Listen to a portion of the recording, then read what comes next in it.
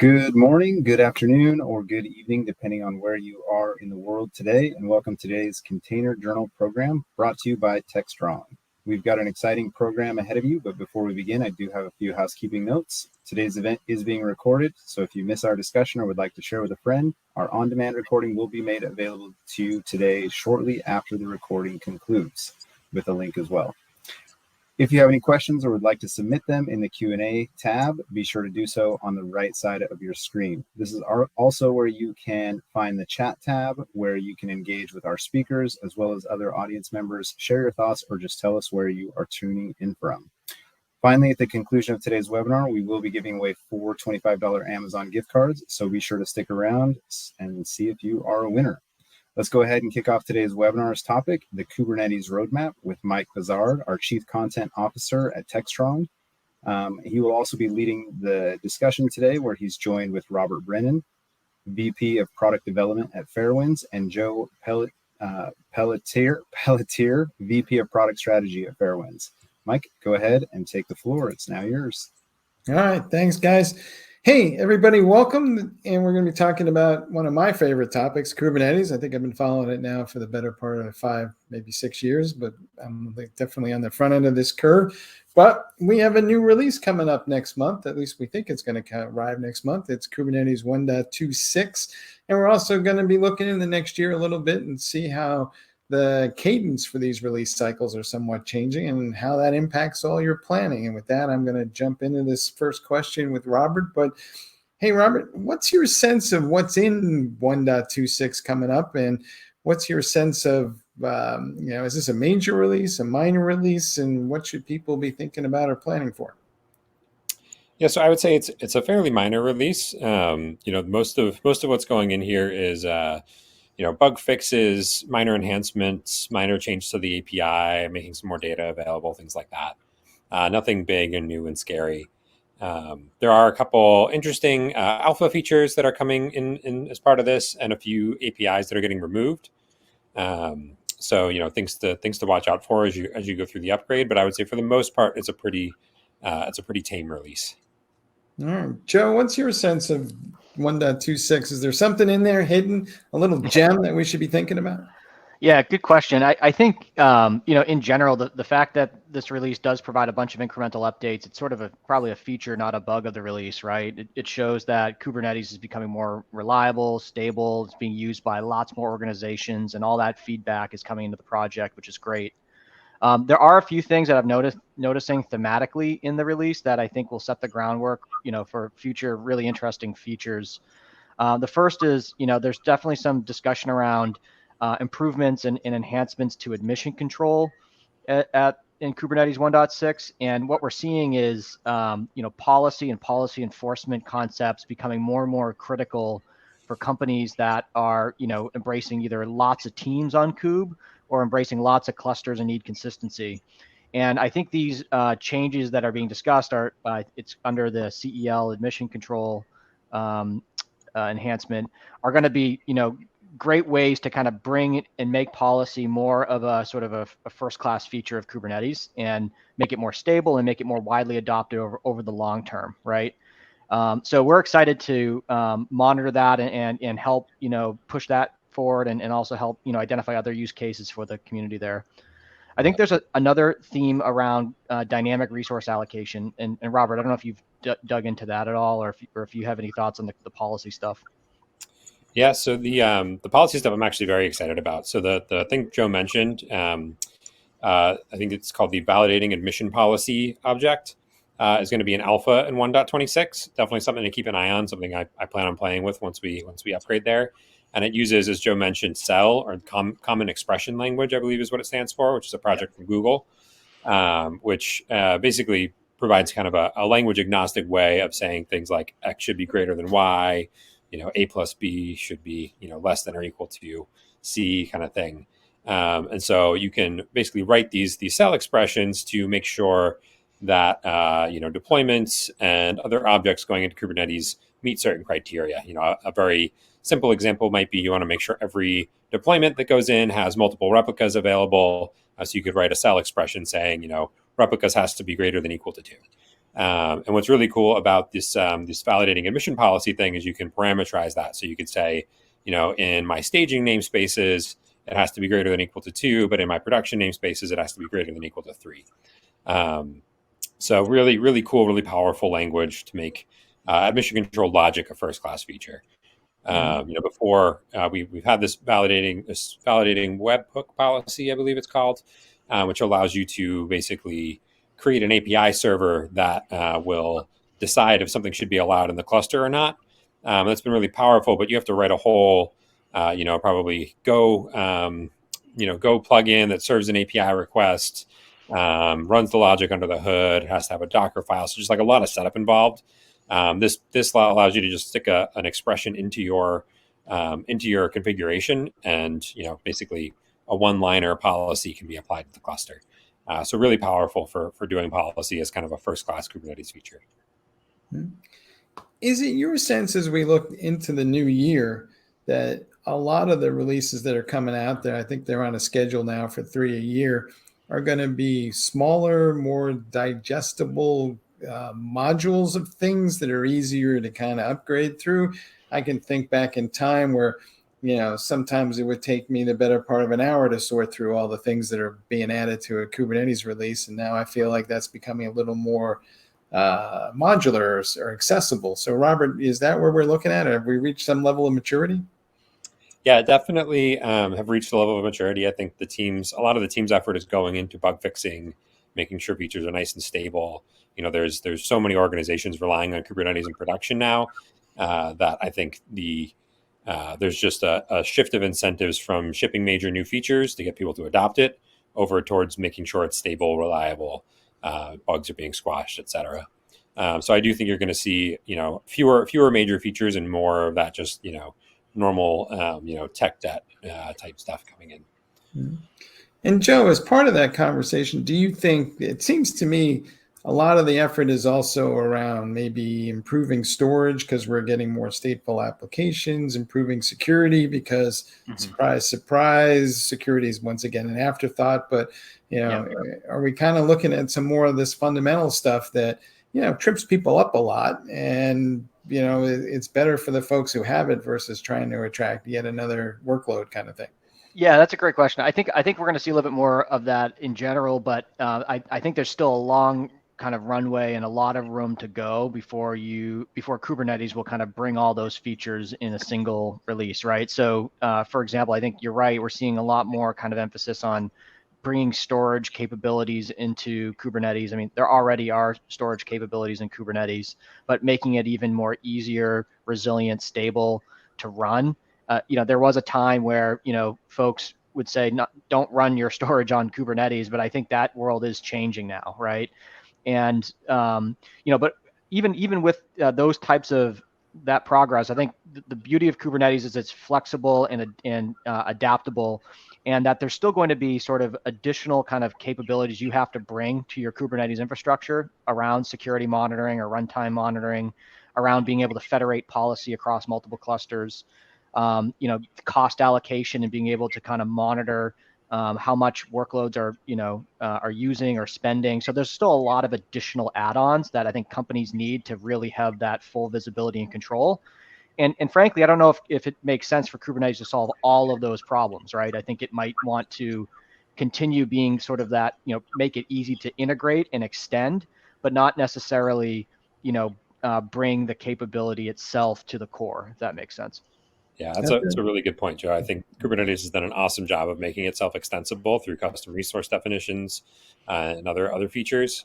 And I think they'll want to continue pushing off some of the responsibility of doing things like, provisioning SSL certificates, doing ingress, interacting with the cloud providers, things like that. They'll probably want to leave that to third-party extensions and not bring that into the core project. Mm-hmm. Robert, do you think that the whole process of deprecating APIs will get a little less dramatic as we go along? We recently had the whole adventure with Docker Shim, and the issue people are running into, it seems like, is that they used an API that may have been in a beta in 3 releases ago, and suddenly it disappears, and now they're like, my app doesn't work. So does that process need to get a little smoother, or do you think we're kind of fixing that issue as we go along? Yeah, it's a great question. I mean, it's kind of a perpetual problem just in software in general, but especially with Kubernetes. I would say, in this release, the only major API that's getting removed, I think, is the V1 horizontal pod autoscaler, which I know a lot of folks rely on. We rely on it. We've mostly upgraded to V2, which is awesome. It's much more powerful, but it's a little bit of a chore to go in and fix all those things. I don't know that it's, I think there's some hope within the community that this is going to get easier over time, that APIs are going to be deprecated more slowly. I don't think the problem's ever going to go away, just because as the team adds new features, not everything's backward compatible. Some mistakes are made along the way in API design, like you just kind of need to cut new major releases of APIs that aren't backward compatible. But hopefully, as things become more stable over time, it becomes less and less of a problem. And hopefully there are more, automated ways of upgrading. Mm-hmm. Yeah, and I would also say, like, there's increasingly more and more tooling in the community to help kind of monitor and for these different deprecations and be able to kind of address them. And a lot of that tooling is now not only things that you can run in your running cluster to understand, what are some deprecated APIs that I have in my cluster today that I need to get ahead of the next upgrade, but you can also implement them into like CI/CD pipelines so that as developers or DevOps engineers are making changes to their YAML, you can detect these issues, as early as the pull request. And so I think the tooling is getting better in the community. I mean, Fairwinds does have a tool called Pluto that helps with detecting these types of deprecations. And so there, I think, in the interim, there are ways to be able to kind of better manage deprecations that are being made. Right.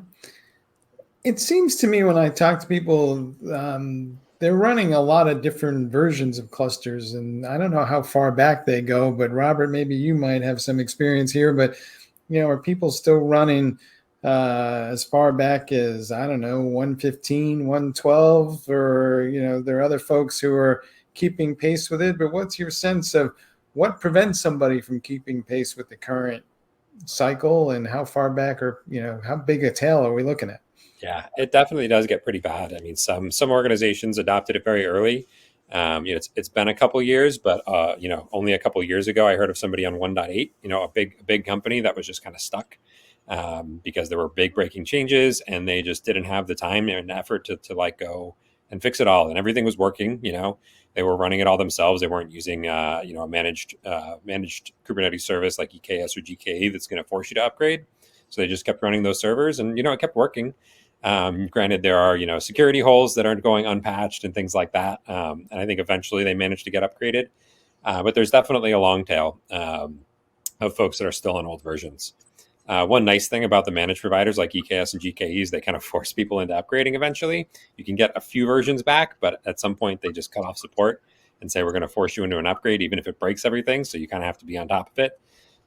Which is annoying if you're managing one of those clusters and you have a thinly stretched team, but it's good. It kind of forces you to practice good hygiene, because being on those old unsupported versions, it can be a big security problem for one thing. So I think one thing that's difficult for us as a company that provides tooling around Kubernetes is to make sure that we're supporting as many versions back as our customers go. Fortunately, we're seeing less and less of that long tail, but it's still a problem. Yeah, and one thing I would say too is like upgrading your Kubernetes core version is one thing, right? I mean, obviously that can be a big challenge depending on how far back you are. I think even after you're upgraded, though, the next level of version management really comes down to the add-on layer and the different kind of supporting services that are running that cluster. So if it's ingress controllers or DNS or certificate management, those tools also have to be upgraded for security reasons, but also just to kind of improve reliability with with the latest version. And sometimes upgrading those add-ons may be as straightforward as just changing the version and everything works. Other times it may introduce breaking versions that have to be tested, right? So I still think that the overall version management problem is still kind of a complicated thing, one that does require some advanced planning, some testing in order to do it well without introducing any regressions along the way. Yeah. Robert, it occurs to me there's a philosophical debate at the core of all of this, and it kind of goes to the following point. It's like the committee itself seems to not favor the notion of a long-term release that we've seen in some other open source projects. And what they're arguing is that, you should stay current and you should be adopting best DevOps practices. And, so what's your sense of the yin and the yang of that conversation? And, where should people be thinking about where they want to fall in that spectrum? Yeah, it's tough. I mean, I do think Kubernetes errs heavily on the side of you should always be up to date. Always, maybe not on the bleeding edge version, but at least -1, -2 versions back. And like I said before, a lot of the managed service providers like EKS and GKE will enforce that pretty heavily. So I do think it's healthy, but there's a cost to it, right? I think a company that adopts Kubernetes, like you just have to accept that a certain amount of your time, a certain amount of your engineering resources is going to be spent on just making sure you're keeping Kubernetes up to date. You're going to have maybe a quarterly sprint, where you have to spend 2 weeks just making sure that all your new API versions have been updated, that you've updated your add-ons, that you've updated Kubernetes itself. I think it's possible that when Kubernetes finally gets around to like a 2.0 release, something with big major breaking changes, that they keep around a stable 1.x for companies who aren't able to get up to 2.x, which won't be upgrading as frequently since they'll be focused on 2.x. We'll see if that actually plays out or not. It would definitely be nice though for some of those larger enterprises that maybe don't want to invest as much time in always staying up to the latest version. Joe, do you have any sense of how many people are running not just different versions of Kubernetes, but different distributions of Kubernetes that are being curated by different people at different rates and speed? And does that add another level of challenge into our management thoughts here? Yeah, that's a good question. It's something that we we keep tabs of just from our own perspective because we develop software that runs on Kubernetes itself. I would say though that on the whole, we're seeing lots of the managed Kubernetes managed Kubernetes services with the cloud providers being kind of leveraged increasingly more and more. So you have EKS or AKS or GKE kind of at the core, which helps provide a certain amount of consistency. And then when it comes to the sort of the distributions, we tend to see that either in sort of hybrid cloud or on-prem type scenarios, right? So I think where it gets a little challenging is when you look at different types of container engines like OpenShift and making sure that can also work with Kubernetes software. I think that's probably to me the biggest area where there's challenge.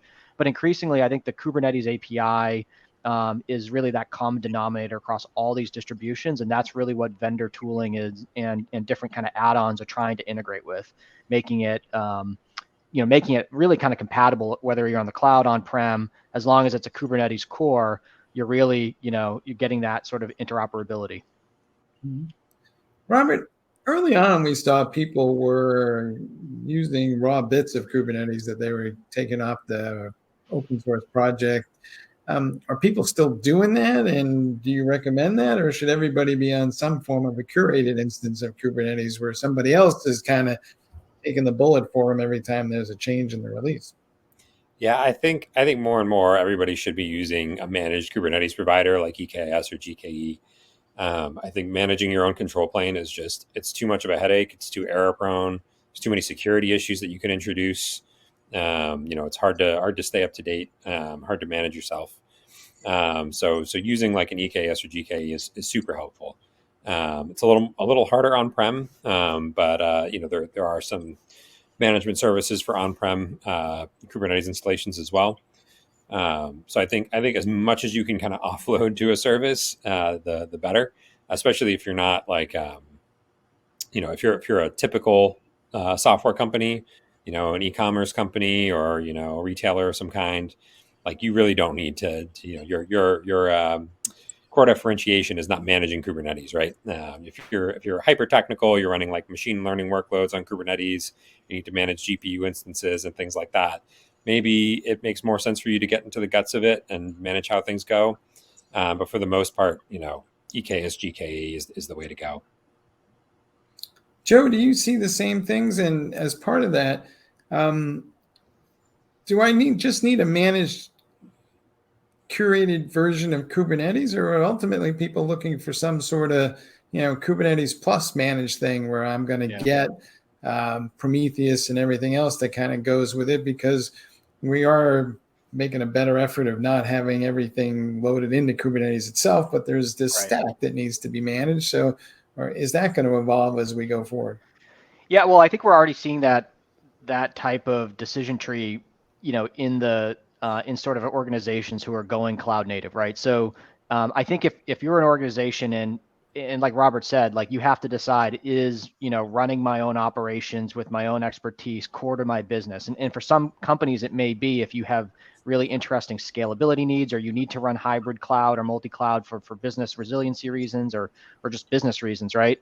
And so but if you're an organization where it's all about shipping product to customer and delighting the customer and meeting and being able to kind of innovate and get things out quickly, you may want to focus more of your efforts on sort of the application layer and less so on the infrastructure layer. And I think you're seeing, organizations go down this decision tree of like, do I want to, manage my own infrastructure on top of a cloud provider like EKS, GKE, or AKS, or do I want to leverage sort of what we call a managed service provider who owns more of the infrastructure stack, may take on responsibility for more of the add-on layer that makes Kubernetes more complete, and go down that route. And I think that is becoming a popular decision point. I would say that we're even within sort of the typical managed Kubernetes software, we're seeing kind of plus versions where they're becoming more and more opinionated. And so even though it's not sort of a full-on managed service, there's more opinionated managed services out there that act as sort of like a middle road. So I do think the different flavors of management are helpful. At the end of the day, if you're trying to work on your application, get product out to customer and make them happy, you might want to offload some of the responsibility around Kubernetes management to sort of an opinionated software or full-on managed service provider. Yeah, I think the really important thing is that within an organization, you should try and stay consistent as possible, as consistent as possible. I think a lot of organizations that struggle with Kubernetes right now, especially the larger ones, have kind of a Wild West thing where any team can spin up a cluster, they can put whatever they want in it. There's no consistency around versioning, around which add-ons get installed, et cetera. That makes it just a nightmare for the operations team or the security team to kind of wrap their arms around their Kubernetes footprint and understand, like, what are we running, where are we running it, what's the security profile, et cetera, how much is it costing us. So the best organizations seem to put in a set of standards and say, we're going to run this ingress tooling, at this version, we're going to run Kubernetes between these versions at all times. They'll make sure that specific security tooling is installed in every cluster, cost reporting tooling is installed in every cluster, et cetera. I think having that kind of opinionated stack, at least within an organization, is super important. Joe, are you seeing more of that kind of what I would call adult supervision, where developers are not being just left to their own devices and spinning up clusters whenever they see fit? Because eventually the developer moves on and then they say, here's this little puppy I gave you and good luck with it. So, and what does that look like? Is there an IT ops team? Is it a DevOps team, or who's kind of stepping up here? Yeah, so it's a great question because it runs the gamut, I think, in terms of the organization, right? Like I would say as companies move more towards embracing cloud native, using more and more cloud native technologies like Kubernetes and containers, they end up getting into this problem of how do I systematize and make it so that I am consistent in terms of my deployments, they're secure and cost effective from the start.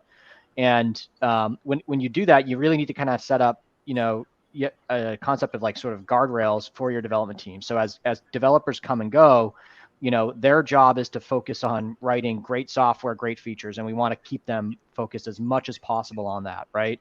But they're leveraging Kubernetes and containers to ship their application multiple times a day or week. And as they get those apps out there, there's still a certain amount of consistency and security and cost efficiency that you need to apply at that deployment time. And so being able to push that feedback to a developer, whether it's a new developer on the team or one that's been working on that team for a long time, is important, because you want to make sure they're getting the feedback as early as possible, addressing any sort of configuration errors, and not making the DevOps team sort of that single point of failure where they're the ones stuck having to do code reviews, or they're ones gating releases, right? We can't have DevOps be the one that's holding back innovation. We want them to be the enablers of innovation. And I think that's why things like guardrails and even sort of the policy enhancements that we're seeing starting to get introduced in 1.26 are going to be so powerful, because it's really going to ultimately enable Kubernetes adoption at much larger scale than we're seeing today. Yeah. Robert, are you seeing people lean more on some sort of managed service, not just from the cloud providers, but from somebody, a third party, to manage all of this? Because when I talk to a lot more folks lately, it seems like they're trying to allocate more of their resources towards actually writing code versus managing the platform. So where are we on that curve? Yeah, I think the big word that Joe mentioned is guardrails. People, like, you're totally right, Mike. They don't want to spend all their time writing writing policy and managing the clusters. They don't want to spend all this manual effort kind of managing the Kubernetes environment. So the more they can automate that by putting guardrails in place, setting up basic policies that say this is what you can do, this is what you can't do, and then the developers can be very confident that when they ship things, those things are going to work. They're not going to have security holes, et cetera, and they're going to be stopped if they do something that might be cause problems down the line, whether it's with security or cost or whatever else. So I do see a lot of companies adopting guardrails platforms like Fairwinds to make sure that they can allow their development teams to move quickly, spend most of their time working on shipping applications, and not spend so much time debugging things that are breaking in production. Yeah, and one just can make that a real example, Mike. Like we've one thing that the FinOps Foundation really recently came out with is a kind of container labeling dictionary, which is really cool because it allows and establishes sort of a minimum framework for what are the labels that should be on a workload before you deploy it in production. And the reason why that's important is a lot of companies, as they move to Kubernetes, they're not able to kind of get visibility into the cost of their workloads. And so these labels are important for allocating costs appropriately. And that's something that can be a quick decision made by an engineering team, right when they're getting ready to deploy. They can apply their labels so that, later on in the runtime, you're not having a bunch of unknown cost issues, or you're able to actually allocate costs more effectively. And I think that's an area where guardrails and can help teams not only go faster, but just be more consistent and leverage Kubernetes even more broadly down the road. Yeah. Robert, one of our attendees is pointing out that, at least in their organization, there's a client services team has emerged, and that's kind of for lack of a better description, a center of excellence, shall we say, for where somebody comes in and kind of manages, or at least is a coach for these people. Do we need, as more organizations need to create that kind of same vibe? Because, not everybody is an expert per se in every little thing. And there's a lot of knobs and things to turn in Kubernetes, right? For sure. Yeah. I mean, I think one of the things we do well at Fairwinds is helping those kind of centralized teams, get a sense for all the different development teams that are shipping into Kubernetes. How are they doing? Like what are they doing right? What are they doing wrong? And then surfacing that feedback in front of those teams through, as this participant points out, through ticketing integrations, right? So, we can open up tickets in Jira and say, hey, you've asked for 10 gigabytes of memory for your application. It's only using 1 gigabyte. Like, you should probably turn that down so we can save some money. Things like that. I think it is important to have that kind of client services team with a centralized view who can hold those teams accountable. But they do need a lot of automation in place so that they're not the ones fixing these problems. They're pushing that feedback out to the developers. Preferably, as Joe pointed out earlier, really early on in the process, say in CI/CD, scanning infrastructure as code, so that the developers, as they're making a pull request, they're getting that feedback instead of, say, shipping a change and then 2 days later, this client services team reaches out and says, hey, this thing you shipped, it's terrible, you need to fix it. And then it just creates a really long feedback loop. Mm-hmm. Joe, are you seeing the same thing? And I'm going to ask the question with a slightly different vibe too, but it goes back to your FinOps point. But it seems to me early on, Kubernetes was driven by, advanced developers and maybe so-called full stack developers who are a fairly rare breed. And now it seems like the push is coming more from IT ops people who are like, hey, this thing is great because we can scale up and down resources more efficiently, and we can prevent people from over provisioning. So, is the tail now wagging the dog a little bit? Well, I think there's definitely an evolution going on, right? And ultimately, what we see are kind of taking a step back. Companies are embracing cloud native because they want to get their software out faster to end customers. Like that's kind of the first principal reason of why they're going down this direction. And the ramifications of that are, app teams are now have more influence and responsibility over their configuration, right? So that's shifted away from ops, to more of the app team. And I think the other implication is IT ops is looking at themselves as becoming an enablement function, whether it's client services or even the term platform engineering emerges around here, where they're actually building the tools and building the foundation for those app teams to get their applications out there quickly. And so as those teams kind of shift into that mindset, they want to have guardrails and consistency to make it easier to upgrade and manage, but also make it easier for other teams to ship faster as well. So I do think that this is an evolution of IT ops, and I think it also allows IT ops to help show how teams can go faster, and they're not the ones that are in the way or saying no, right? They're saying, here you go, you can do this, and here are the tools to be successful. And a lot of those tools are, guardrails or providing tools that provide sort of service ownership, self-service access to understand what's going on with the workload in production. Yeah. Robert, looking into next year, is there anything that you think that you're hearing from customers that they wish that the TOC folks would focus a little bit more, or that somebody would come and magically solve for them and say, here's my, what's on your holiday list for most wanted thing in Kubernetes is, I guess, what I'm asking. Yeah, I mean, so the perennial thing that I keep asking for is, better support for persistent storage in Kubernetes. Kubernetes has always been kind of an ephemeral place. The idea, one of the big kind of ideas behind Kubernetes is that anything can disappear at any time, and you can be fine. You can rebuild it, and it can recover. Right. That whole assumption goes away with persistent storage, any kind of persistent state, and so it kind of breaks the paradigm a little bit. I've seen definitely a lot of improvements here. There's now support for instance, volume snapshots, which can help with a backup strategy. There are a lot of third-party providers for backups in Kubernetes, things like that. But the more we can get, a good story around persistent storage, we'll be able to take on a much bigger part of the application stack, into the Kubernetes cluster and manage it in that consistent way. A lot of folks are still using services like RDS and S3, which live outside the cluster for all that persistent state. All right. Joe, is this whole debate about stateless versus stateful applications finally coming to an end? I mean, there was all those people out there that said, thou shalt never put a stateful application on Kubernetes ever because you're going to be better off calling external storage. But I always ask the question, it's like, well, dude, what if I don't have external storage? What am I supposed to do? Right. Yeah. I mean, that's a great question. I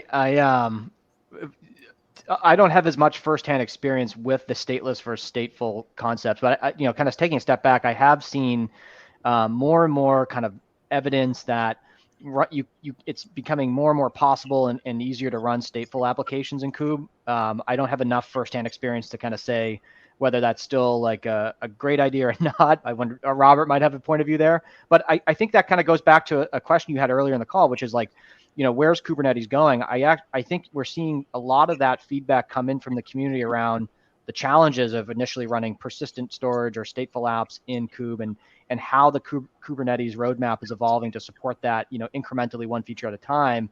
And that's a good thing, right? Over time, we want to make that more and more possible and more, extensible so that solutions can be built around this. Yeah. Robert, you want to add anything to that? No, I think Joe nailed it. It's it's a tough thing to solve for, but I think we're making progress. All right.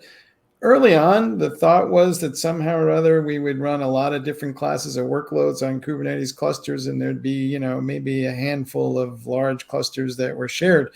Reality is, it seems like we still don't like to share much anything. So now everybody's got a workload per cluster, and we're highly distributed, and we're getting all these fleets of Kubernetes clusters out there. And that brings us to our question from the audience, which is, what's this service mesh thing about? And are we seeing more of this technology starting to emerge as a way to manage or help manage fleets of Kubernetes clusters. And, from your perspective, what is the role of a service mesh? And I don't know, Joe, Robert, jump ball, anybody want to take this? Robert, I'll let you start that one. I have a couple thoughts that I'm still putting together. So Yeah, I've definitely found that service mesh is still more of like an advanced Kubernetes topic. Only like kind of the bigger organizations that are really security focused end up with a service mesh. It's a great way to enforce network policy, especially at a higher level than like the built-in network policies allow for. Linkerd I think is probably the cloud favorite right now, although Istio has gotten a little bit more adoption from enterprises. Linkerd seems a little bit simpler to set up.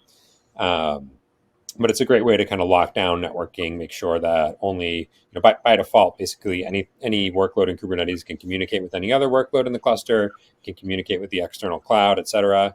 So if you've got a multi-tenant Kubernetes setup, or you really want to lock it down security-wise, you can use Service Mesh to do so. And I think it's a really powerful tool. Yeah, I'd agree a lot with what Robert said. I think Service Mesh in general is still overall low adoption. Consider it sort of the early adopters, not yet mainstream users who are focusing on Service Mesh. And I think there's trade-offs between Istio and Linkerd. I think Istio does have more share at this moment. I also think, just kind of bluntly, I think these are still very complicated tools to configure and set up. And I think the concept is doing network isolation and being able to, have, different types of network boundaries around your workloads is still a very hard thing. It's a problem that we're starting to think about here at Fairwind solving.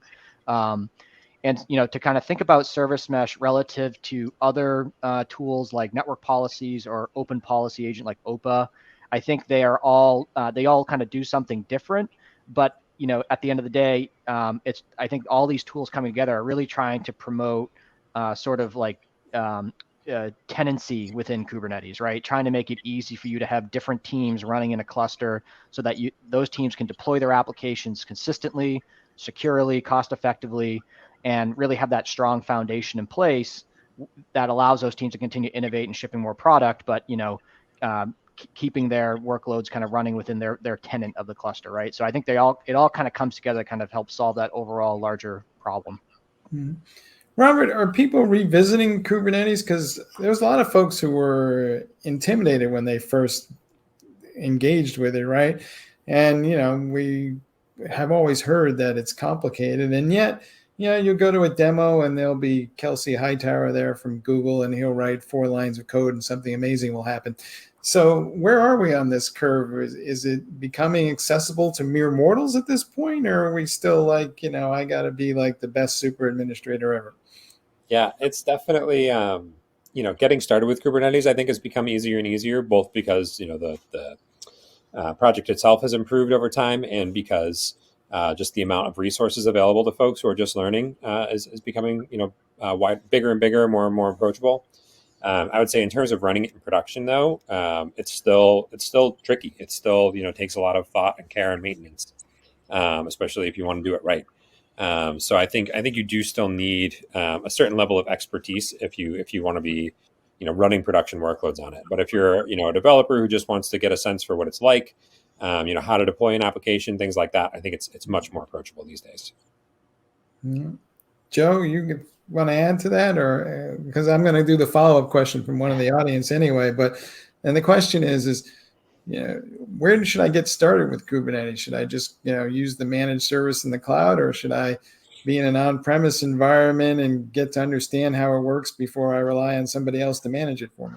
Yeah, I think in terms of where to get started, again, it depends on what your motivation is, right? I think if you're looking to kind of learn, if you're an individual looking just to learn cloud native, learn Kubernetes, right? It might make sense to, start at a more kind of technical level, right? What the conversations that we have with a lot of customers are, if they're looking to move to cloud native, they're thinking about this as a bigger picture, right? Is hybrid cloud or multi-cloud an important aspect of their business? If not, are they on a certain cloud, and therefore how can they go faster to cloud native? A lot of the answer does come into using a managed service like an EKS, AKS, or GKE, but then understanding what are the pieces that they need to own on top of that, right? So even if you use a managed service, that's not going to get you production ready, if you will, from day one. There's still a lot of other components you need to add. And so, the next question is, what do I need to learn about that? What are the add-ons that I need to learn about? Or what are the different, service providers that can just manage that for me, right? And so I think that's the more practical way, is if you're looking to go to cloud native to help your business ship faster, what are the pieces that you can get out of the box automated for you? And what are the pieces that you have to learn and own and manage yourself, on top of that? So I think that's a little bit of where I would focus if I was more of thinking about this from like a longer term business vision for my team. All right. So it comes down to whether or not I really want to know how my car works or not, or if I just want to drive and go somewhere. Exactly. Yeah, exactly. Robert, what is the future here around Kubernetes? And I'm asking this in the context of the great promise of hybrid cloud computing. We've been talking about this forever and a day, and we are now finally seeing enough critical mass of Kubernetes clusters to have the conversation for real. But are hybrid clouds going to come our way and be real because we finally have a consistent set of APIs to deploy applications on? Or is that, this time next year, we'll still be talking about that? Yeah, I mean, it's definitely a tricky problem. Kubernetes definitely makes the problem a lot easier by providing that consistent API. It definitely makes a lift and shift from, say, AWS to GCP a heck of a lot easier, but there's still a lot involved, right? Especially, if your applications are using some native features that might be specific to different cloud providers, like load balancing is often something that's controlled at the cloud provider level. Storage classes can change depending on your cloud provider. So there's still a lot of work that needs to go into shifting a workload from a Kubernetes installation on one cloud provider versus another. But it's an easier story today. We do talk to a lot of companies who are on 2 or 3 different cloud providers, both running Kubernetes in different cloud providers. And I would say they definitely have an easier time than folks that are just running bare workloads in those cloud providers. But it's still, I think there's always going to be a certain amount of difficulty there. I mean, in part just because the cloud providers kind of want to lock you in a little bit. And so they're going to offer new functionality that extends Kubernetes in interesting ways and maybe isn't as interoperable as Kubernetes would like to be. Mm-hmm. Joe, do you think security is going to be a bigger issue in the coming year? Because now that we have that critical mass, the bad guys starting to figure out this Kubernetes thing, and they're looking harder at it, and they're like going, "Hey, there's some really interesting workloads on these things." Yeah, I mean, I think security is always going to be a pain point, right, for any technology. I think there's a larger theme happening in this space, which is, cloud native has invented a whole new way of doing operations, and it's becoming, and we were talking about earlier how the developer has a lot more influence and control, right? So being able, you're going to see a lot more of cloud native security considerations moving into various different tools. You're going to see monitoring tools try to help you with that. You're going to see different application security tools also help you with that. And that's because the personas involved, DevOps, developer, are all part of this cloud native journey, right? And so the importance of security is only going to increase. I also think we're at a point where there's a large number of tools that report problems out around, here's the state of your cluster, here's the issues that we're seeing. The next wave of innovation is going to be around how do those tools help you remediate faster in a way that creates, isn't sort of temporary band-aids, but kind of fixes the issues at the source and makes that easy for developers. And so I do see kind of an evolution happening around security to make it easier and more kind of mainstream in terms of cloud native security is becoming kind of part of all the different stacks, whether it's a monitoring stack, app security stack, or your existing Kubernetes security tooling. All right. Robert, let's ask a question here that goes to maybe more of the selfish interest of the audience, but do you think that the way IT organizations are structured is going to change as we get more and more Kubernetes clusters out there? Because we will see people unifying the management of compute, storage, and networking, and maybe applications to a degree. So, are we about to have a massive conversation about where's my cheese and who moved it? Yeah, I think it's. I think that change in organizational structure has gone hand in hand with the adoption of Kubernetes. The whole promise of DevOps, I think, is enabled by Kubernetes, and we've seen organizations shift around their adoption of Kubernetes towards a more DevOps-oriented model, where you have a centralized platform team or operations team who's responsible for the core infrastructure and making decisions there about, what versions of what things are we going to use. And then you have development teams who are responsible for all their deployment infrastructure, right? They're responsible for Dockerizing their application. They're responsible for shipping it into production. They're responsible for their, Helm chart or whatever other Kubernetes configuration wrap the application. And that's a shift from the old days where a lot of that responsibility was shifted over toward the operations team.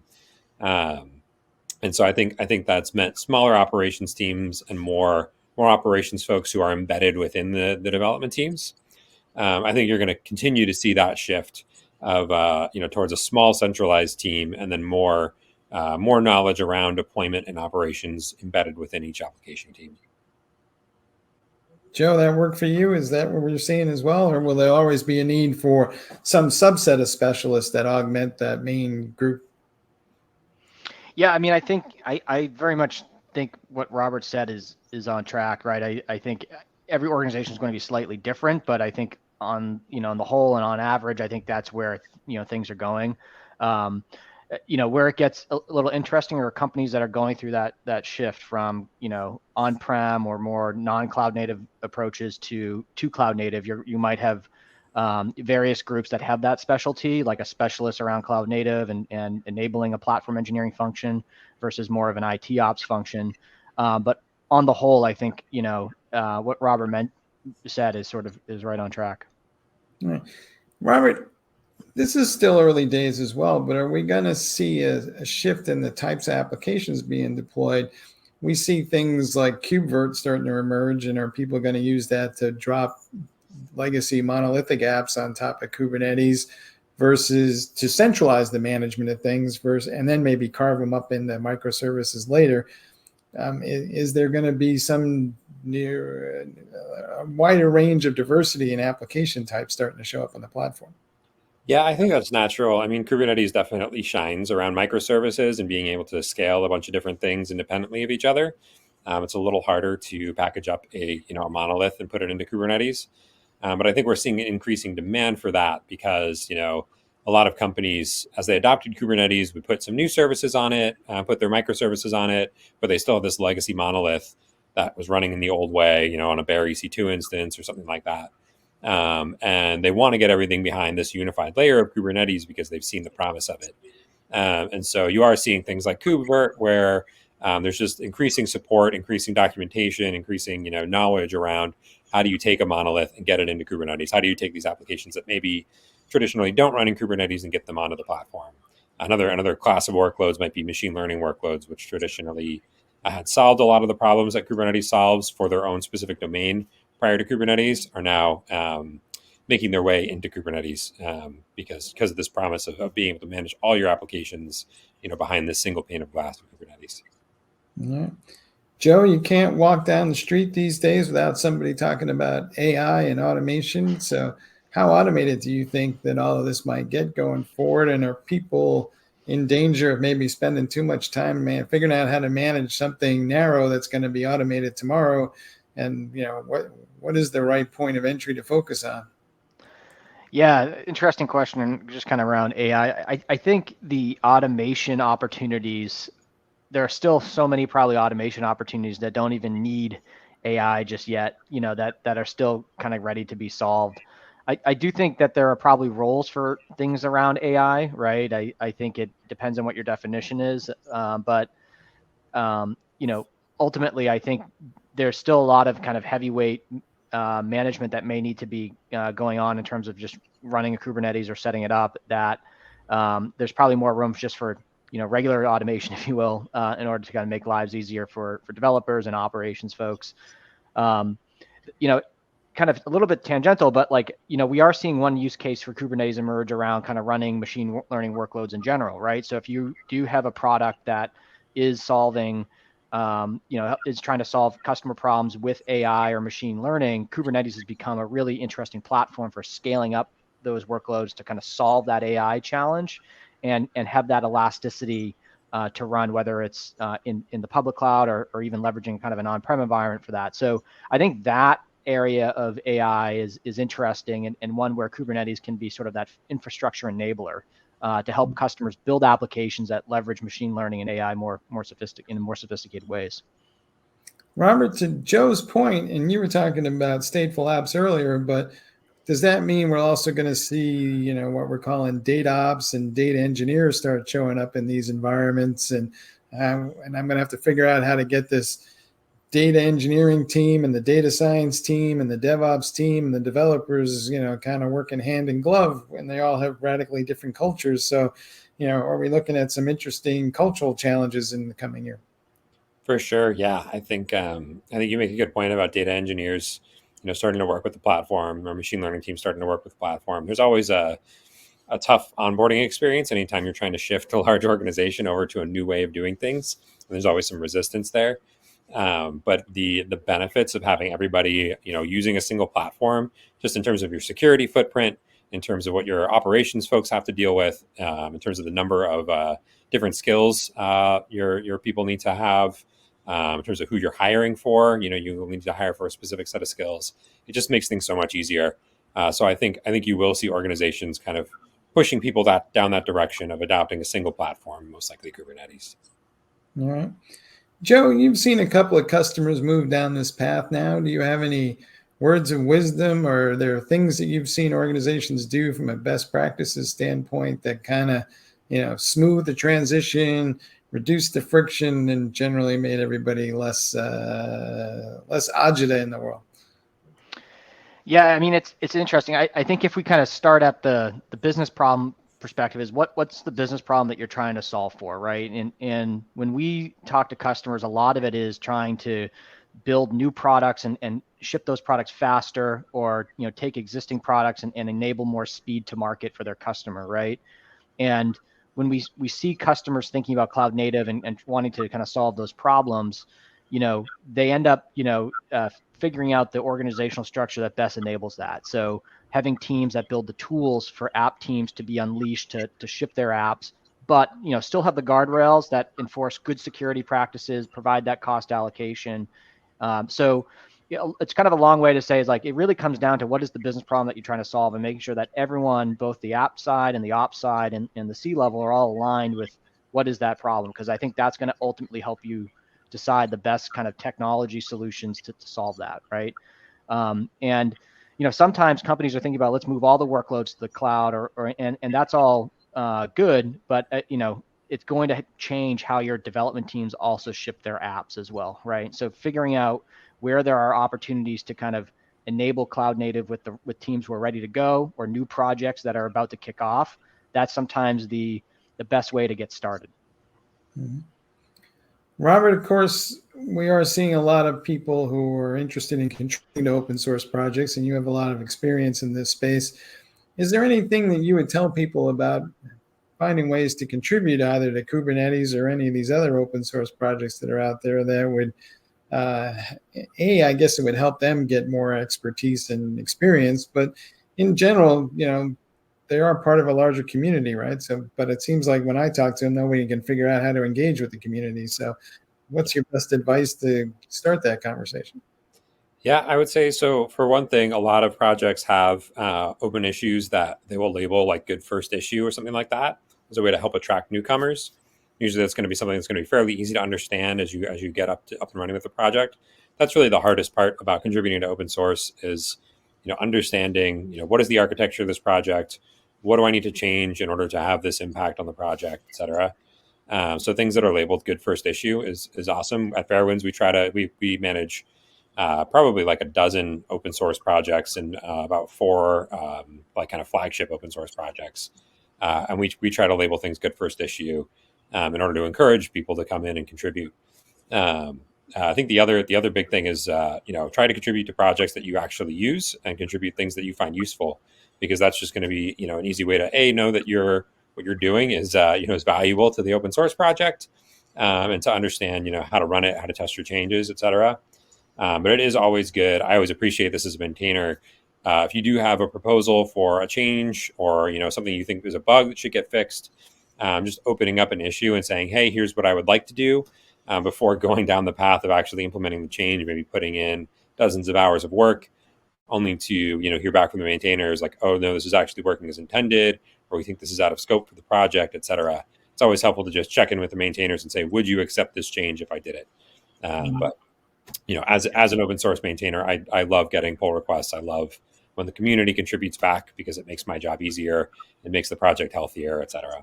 Yeah, I would echo that. And I would also say, like, even if you're not ready to commit code, some projects have some great kind of Slack or Discord communities that you can join to hear about what's going on, contribute feedback and ideas. And so, that's one thing that we encourage a lot of our open source users to do is, even if you're not ready to kind of commit code to a feature, join the community, because there's a lot of opportunities to help share knowledge, share feedback with other maintainers who can help move a feature along for you. Yeah. Robert, there's also other ways to contribute, right? I mean, just when I look at Kubernetes itself, one of the things that strikes me is I'll look at the documentation. About 20 minutes in, my eyes will start to cross. I get a small little headache going on. So are there ways to contribute to these projects that is not about writing the code, but it is about helping out, that people should be thinking about? Absolutely, yeah. I mean, helping to improve the documentation is a huge one. Especially as you're a new user coming at it with fresh eyes. A lot of times the documentation was written by the person who wrote the code. And so they have all this context in their head and they don't quite know how to, come at it with fresh eyes, with a fresh perspective and, write good, clear documentation for a new user. So if you're getting up and running with a new project, just kind of writing down what you do as you go through it, and then contributing back, anything that was lacking in the documentation, anything you were confused by, always super helpful. Also writing a blog post explaining what you went through as a new user, again, super helpful, something we've seen a lot for our projects, people just writing those kind of getting started guides. And then another thing is, like Joe said, there are often communities like a Slack, where a lot of people will just throw in questions. And one of the best things, again, as an open source maintainer, one of the things that I love is seeing the community come out and answer each other's questions before I can even get to it. Because it takes work off of my plate, and sometimes they'll answer questions that I didn't know immediately know the answer to because they've had to work around the same issue. So it's awesome to see people within the community helping each other out. All right, we only got a couple of minutes left, and we got a last minute question. But somebody wants to know, what's the future of NFS in Kubernetes? Robert, we got thoughts? More of it, less of it? I honestly. I've only seen NFS in Kubernetes once or twice. I think it's something that folks who are passionate about network storage seem to be excited about. But I personally haven't used it very much, so I can't really speak to it that much. All right, we'll do some more research on that. Maybe it's a whole other webinar someday. We'll see. Yeah. All right, guys, thank you for sharing your knowledge and insights. I would have one last thought for everybody. It seems to us, at least, every time I go looking in the new job listing somewhere for DevOps, Kubernetes is suddenly a requirement everywhere. So if you want to get yourself a raise, you might want to become a Kubernetes expert. Hey, with that, gentlemen, thanks for being on. Thanks a lot. Thanks, Mike. I'm going to give it back to Jared, and he's going to close us out. All right. I want to say thank you again, Robert, Brennan, for taking the time to join our discussion and share your expertise with us. A quick reminder to everyone, today's session was recorded. Following this panel, you will receive an email with a link to access the recording on demand. You'll also be able to find the recording on our Container Journal website. Just go to containerjournal.com/webinars, look in the on-demand section, and it will be waiting for you there. Now, as I mentioned earlier in the program, I will be giving away $25 gift cards. I'm going to mention the names, and then please be sure to look in your inbox and possibly your spam folders. Make sure that it doesn't show up there. If it does, you know what to do. Our four winners are going to be Thayama M, Heidi L, Vania G, and Todd S. Congratulations to the four of you. Please keep an eye out in your inbox for the gift card.